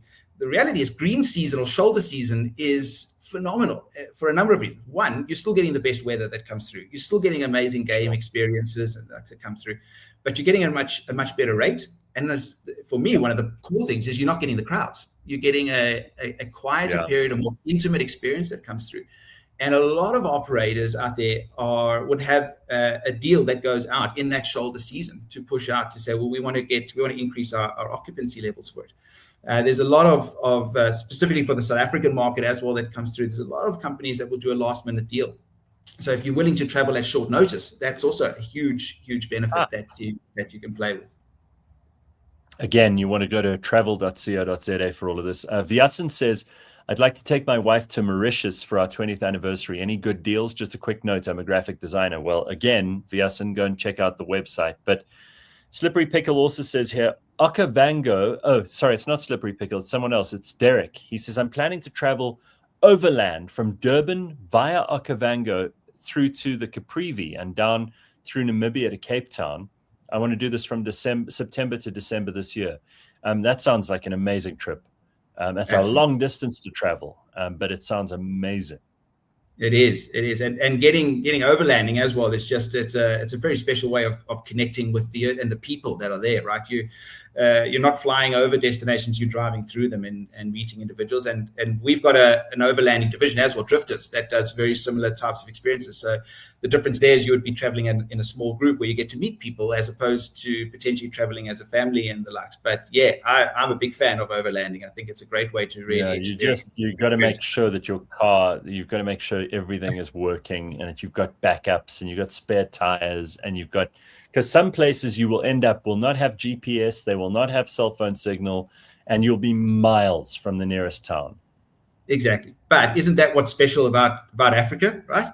So as long as you've planned, plan accordingly and then be willing to roll with the punches as they come, because you're not going to be able to control everything that comes in travel. So enjoy the journey, right?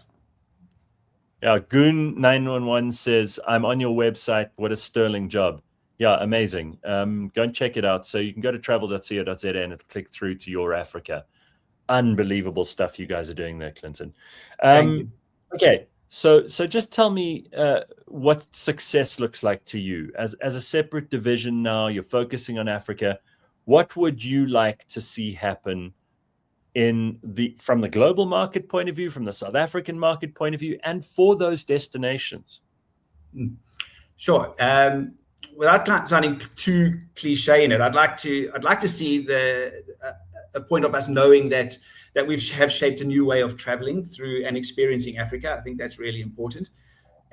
Internally for us, that essentially leads to an external factor for Tourvest. I think is success is going to be highly rated on the generating that increased data that comes directly from the market, because the Your Africa division that we've created is Tourvest's first intentional move into the B2C space, or the direct to consumer space that we're working in. So that gives us a lot of data that comes through, and that will shift our way of thinking, operating, selling, engaging with our clients throughout our business.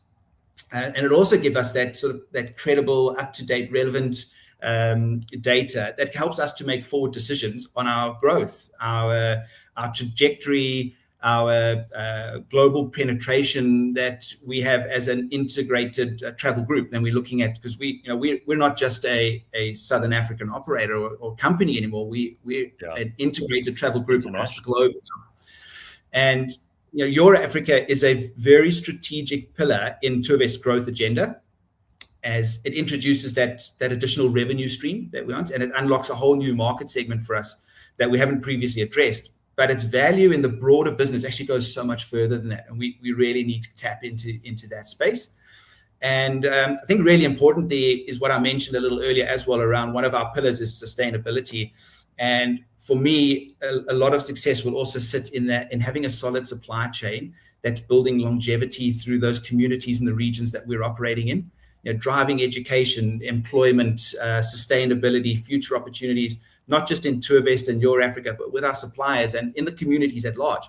The ripple effect that you have when you carefully curate your supply chain through the ecosystem in travel it's so much bigger than what people realize. And I'm excited to see what we can do with our suppliers and with our partners around Southern East Africa and the islands in the years to come.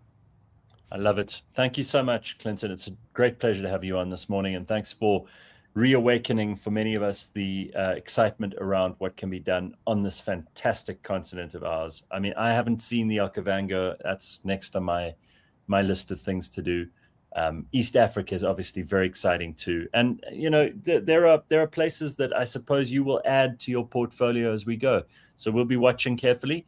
And you enjoy the rest of your day in Nairobi. Let us know if anything cool happens there through the course of the day. And of course, everybody who wants to know any more, go to travel.co.za. Thank you, Clinton. Great to have you on. Clinton Else, who's the managing executive at Your Africa. You can find out more by going to the travel.co.za website. Still some things to do. James has just told me now that Tall-ass Mo has just boarded a plane for somewhere. So I don't know how that happened, because we booked him from 7:30 and suddenly he's on a plane. I don't know whether Tall-ass Mo has hearing problems or James has speaking problems. Probably a bit of both, but we'll find out. What I do have to tell you, and we're not going to cut the show short just because Tall-ass Mo isn't there. I promise you, you'll get you will get your pint of blood this morning. I've got so much to talk about anyway. This is an interesting thing it just keeps happening, and I don't know why things like this piss me off so much, but the Mona Lisa was again vandalized. The Mona Lisa is probably the most famous painting in the world, painted by Leonardo da Vinci, first owned by King Francis I of France. It hangs in the biggest, or let's not say the biggest, but certainly the most popular room in the whole Louvre Museum. The Louvre is huge. You could spend 7 days in the Louvre and you still wouldn't see everything. And the Mona Lisa is absolutely the most popular tourist attraction by far. People travel from all over the world just to look at the Mona Lisa. So very famous painting. Everybody's seen it. I don't need to show you a picture of that. What I will show you is a video of some lunatic. It's the only way to explain this. Either this person is a totally deranged, mentally ill psychopath, or, and I'm struggling to find another explanation, or they are so desperate for attention. They're normal, they're psychologically normal, but their need for attention and their derangement around global affairs, whether it's climate change, or I'm sure this person thinks they had a reason to do this. Luckily, no damage was done, usually because, again, you have to think for all the crazy people in the world. The Louvre has put up thick perspex that will protect the Mona Lisa from like a gunshot, from pretty much anything. So this woman threw paint, or sometimes it's food they throw at these things. Take a look at the video. And does this enrage you as much as it enrages me? Because there are very few things in the world that make me as cross as this. We're going to have on, in a little bit, Trent Horn, Catholic apologist, to talk about the Pope and politics. But no faithful Catholic that I know believes that the Pope is free from any sort of criticism over. That's cool. I don't know why we had to listen to Ben Shapiro in the background, but there we go. That's the Mona Lisa being trashed by this crazy person. I just want to think about what it would mean if that beautiful painting, which has, you know, it's one of the most well-known images in the world, quite apart from the fact that it is a masterpiece, and very few people on earth will disagree with the fact that it's a masterpiece, that you cannot recreate something like that. There's no way that AI can redo the Mona Lisa with the same brush strokes that Leonardo da Vinci used. The texture of it, the depth of it, the symbolism of it, the actual identity of the woman in it. And that's been a cause of, you know, massive controversy over the years, is who is this woman? Many theories abound about that. But imagine if and you saw she must be a young girl. She's probably in her teens, 20s, maximum early 30s. She could never paint that. There's no human alive who could paint the Mona Lisa. And to imagine that you have the right to destroy that for the rest of humanity, there's such arrogance in that. I almost don't even care what her motivation is. I'm just pissed off about the arrogance of her thinking that she can destroy an artifact that belongs to all of humanity. There's no appreciation, no gratefulness for being the heir to a culture that includes the genius, let alone the works, of Leonardo da Vinci. Lady, I hope she goes to prison for the rest of her life. I hope that that young lady, and it would be no loss to society. I don't know who she is. I don't know what she's done. She may have graduated in some important field. She may have wonderful ideas. She may have had a bright future ahead. But if you behave like that with an artifact of humanity, you should go to jail for the rest of your life. And people should wake you up in the morning by throwing paint or soup on you like you did on the Mona Lisa. That is the kind of punishment and people will say, oh, but no damage was done because someone had to clean that up. Some poor cleaner at the Louvre has to deal with the mess that these activists, in inverted commas, leave behind. I don't know what to say about these people other than I want them all locked up and kept away from the rest of society and from damaging buildings, artworks, and the heirlooms of the greatest civilization that has ever existed on the planet. Who the hell do you think you are to mess with that? Mona Lisa would have given her the look, says Wade. People who have never created or earned something in their lives have no clue of what is valuable or not. How can they? Sanella, you are spot on. I mean, that's probably cutting to the chase faster than I ever could. KP says, how many people have had their bucket list trips ruined because this idiot decided her feelings were more important? Yeah, I mean, we were just talking about travel. So imagine you shell out thousands, tens of thousands of rands to go to Paris and to queue at the Louvre, as millions of tourists do every year. And then just before you get to see the Mona Lisa, this person goes in and ruins it for you. I don't know. I really don't know what to think about this. And another thing, there are two other things that keep going on the show. People bring them up. People send me the clips on Instagram, which I love. You can always send me that stuff too. The one is estate agents. And I spoke to James about this the other day. We have been inundated on the show with crappy, supposedly entertaining clips from estate agents. I actually met an estate agent the other day. I'm not buying or selling, but in the conversation, he told me he was an estate agent. And I stopped him mid-conversation and I said, you have to make sure you don't do this stuff. I didn't know whether he had or hadn't. I haven't followed him on social media, so I don't know. But here's another dumb estate agent for you. These guys have got to be stopped. I'm telling you, estate agents are not meant to be content creators. They are not. And don't get me wrong. There are amazing, amazing properties in the world that I would love to have guided tours of. That would be phenomenal.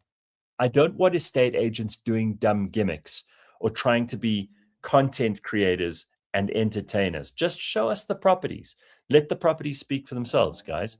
Here's another dumb one. Number 17, James. Let everybody see this and weep. I wanna turn the whole thing upside down. Hi, I'm Wagner. Let's flip your property with Remax Team Flip.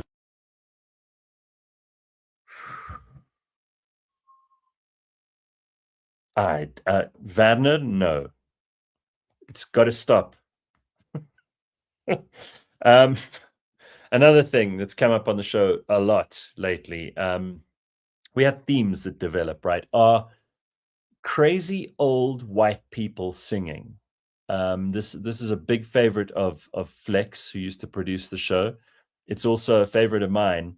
And there are a bunch of Democrats who, they obviously are just, they do not know what to do with themselves now that Trump is president. He's, got war with Iran going on. The Democrats have no answer to any of this, by the way. They've dropped to the lowest polling numbers since Quinnipiac, which is the poll in question, started doing these. 29% favorability among Americans. I think it's around 35 with Democrats. That's their own supporters. So Democrats themselves disapprove of Democrats at the moment. You can see they just don't know where to turn. They've got no answers for anything, and they're getting more and more crazy. So here is a bunch of people who have a solution.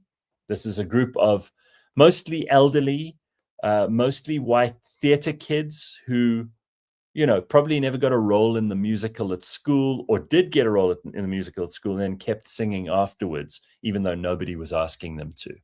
And their real dream is to get attention and be actresses, actors, singers, dancers. But I think that boat has sailed. And to prove it, look at this. This is clip number 8. 2, 3, 4, 1. We see that there's a wrong to be we ride into. We know that we are stronger when united. Three, we exercise our right to assemble. Four, that's when the proud and mighty start to tremble. Just in case you're wondering, just in case you're wondering, just in case you're wondering. Hey, hey, look this way. This is what democracy looks like. Show me what democracy looks like. This is what democracy looks like. Show me what democracy looks like. This is what democracy looks like. Show me what democracy looks like. This is what democracy looks like.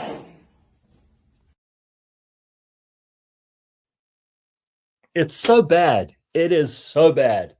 And they film themselves, right? It's not like anyone else is going out there and making fun of them by filming them without their permission. Like these guys, they organized that little circle and that horrible song and their terrible voices, and they're all so into it. Like you can see they're passionate about this. This is the most important thing for any of those people. They probably did rehearsals before we even saw this clip. It is awful.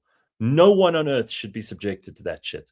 So while I love the internet, and while I love how democratic the internet is and everybody can bring whatever they're good at, some areas should just be, they should be banned outright. You should get the same sentence Julius got, 5 years for recording a song like that and putting it onto YouTube. That's the punishment that I think is fitting for the crime that you've done to my ears and my eyes. And why are elderly people like this, why are they not with their grandchildren doing grandparent things? Do they have grandchildren? Is that the problem, that they're childless? I mean, maybe that's an explanation. I don't know. I have no answers for you. I only have tears. I have broken, just demoralized sadness. I don't know why would people do this? They put democracy to death, says Vyasin. Sanele says, I spotted a pink-haired dude. You've said it before. People with colored hair are the beginning of idiocy. They're also the end of idiocy, because there were some people in that clip too who had strange colored hair. Social media has broken people's brains. The world is doomed, says Stahlberger. I'm with you, man. But Gareth, says Congo Chris, that is what democracy looks like. Oh my God. Okay. I love the internet, but I hate the internet. This is the quandary I'm in. Quick thing. And we will get Tall Ass Mo for the fans. I love Tall Ass Mo, so we'll get him back on the show soon. But this is another. We love dumb people. Okay, even though they embarrass themselves and they do crazy things, and sometimes it makes society work less well. All the cogs in the machine need regular oiling because the stupid people clog them up. But one of those stupid people is Whoopi Goldberg, and all just generally the girls at The View. You know, you got these old ladies on The View who are very out of touch. It's also not fair to call them all old ladies. It's really only Joy Behar and Whoopi who are the old ones. And the younger ones, while nice to look at, are very, very thick. So to prove that the older ones can be thick too, here's a clip. I don't know how I missed this when it happened, but it must have been while Biden was still president. Whoopi Goldberg does an extraordinary thing. She proves at the same time that she is extremely thick and ignorant, and that we need to operate differently in the way we give people titles in society. It needs to be practical. It can't be honorific. And I'll explain why after you've seen the clip. But essentially, this is Whoopi suggesting that Jill Biden, Joe Biden's wife, probably who was the executive president while Joe was half asleep, because we still don't know who the president was while Joe Biden was supposedly in office, because he was not mentally there. And here's Whoopi suggesting that Jill Biden, his wife, not elected by anybody to anything, ought to be the Surgeon General. Why? Because she has a PhD. That's not a medical degree, right? She's not a qualified doctor. But Whoopi Goldberg, because she sees Dr. Jill Biden, and because Jill Biden insists on having the doctor in her name, which you should not do for an academic degree. These two women have created chaos, pandemonium. Whoopi looks bad. Dr. Jill looks bad. It's just a mess. Take a look at this and then we can discuss. When Dr. Jill becomes a Surgeon General, his wife. Because Joe Biden's wife, because she, he would never do it, but she's a hell of a doctor. She's an amazing doctor. I thought she was a doctor and PhD. Yeah, I could be wrong. I think she's a teacher, but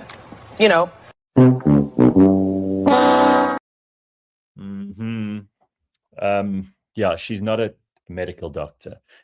I think it's very dangerous for people who are PhDs. Any doctorate in anything except medicine, you don't call yourself doctor. You know, when they call on a plane and they go, "Oh, we've got a pregnant woman. She's about to give birth. Is there a doctor in the plane? Is there a doctor in the house?" You know, when there's an emergency, is there a doctor? You imagine someone with a anthropology doctorate going, "I'm a doctor." How are you going to help? You can't help in this situation. Your doctorate is an academic degree. The only place you should be calling yourself doctor is inside the precincts of the university. If you are a qualified doctor, and I congratulate you on that degree, well done. It's hard work. Doctorate means you've done your master's. It means you've done your bachelor's. It means you've done a thesis. It means you've done a lot of work. But the only place that should matter is in the university. If you're running around calling yourself doctor like you're a medical doctor, you should be ashamed of yourself. It is not appropriate.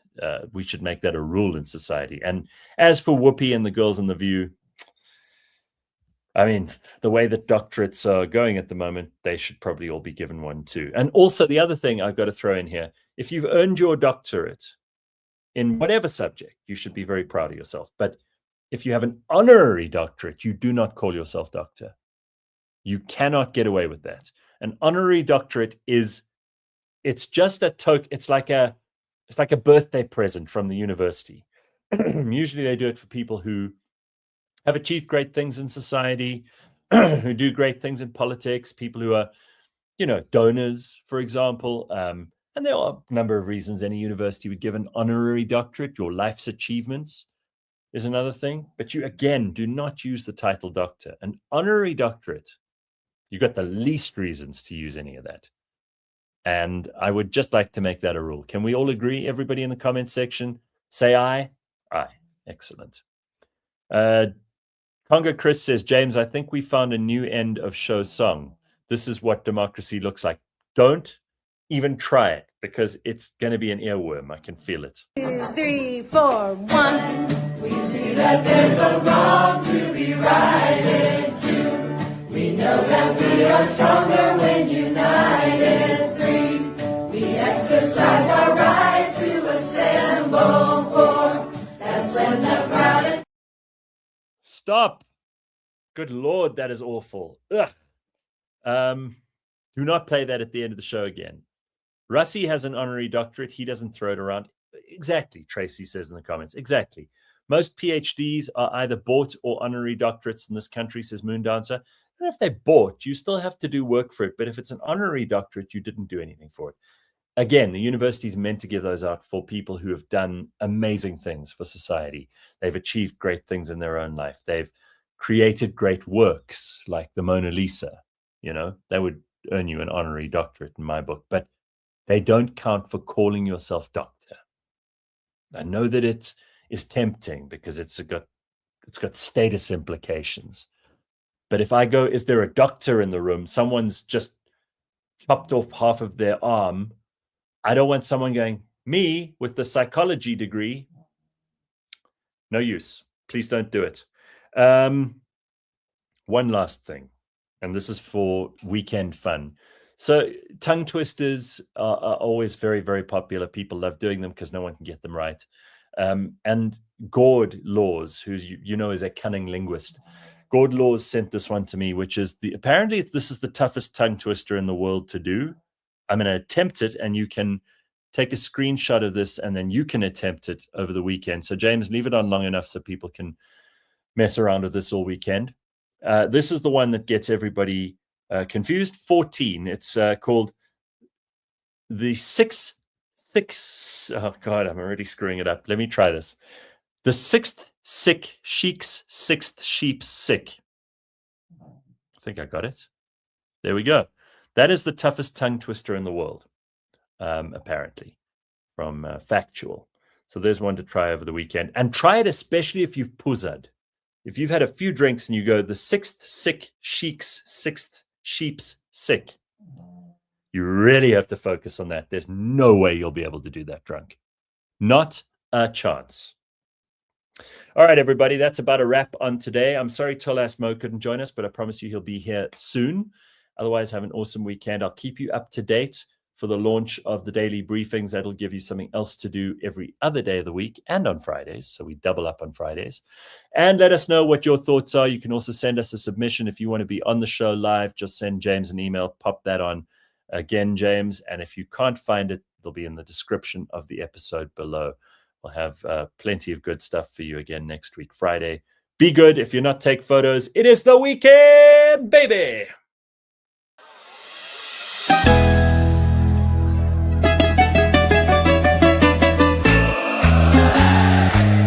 Ik wil naar een warm land, even op vakantie.